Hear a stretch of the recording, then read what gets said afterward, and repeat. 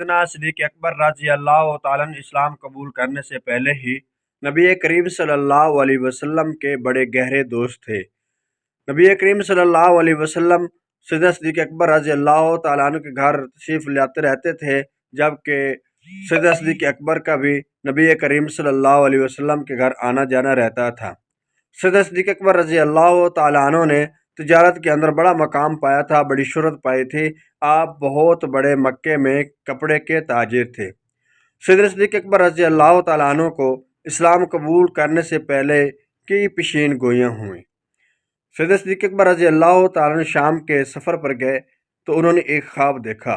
ख्वाब देखते हैं कि चाँद मक्का पर उतरता है और उस चाँद की शाखें, उस चाँद के टुकड़े हर घर में जाते हैं और फिर वो सारे के सारे टुकड़े जमा होकर सैयदना सिद्दीक़ अकबर रज़ी अल्लाह तआला अन्हु की गोद में आकर गिरते हैं।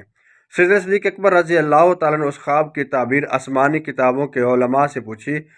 रिवायात से मालूम होता है कि बुहैरा रहब से सैयदना सिद्दीक़ अकबर रज़ी अल्लाह तआला अन्हु ने उस ख्वाब की ताबीर पूछी, तो बुहैरा रहब ने कहा कि नबी आखिरुज़्ज़मां जिसका हमें इंतज़ार है वो आने वाले हैं और इस ख्वाब की ताबीर ये है कि तू उनका साथी बनेगा और सबसे ज़्यादा उनका कुर्ब हासिल करेगा।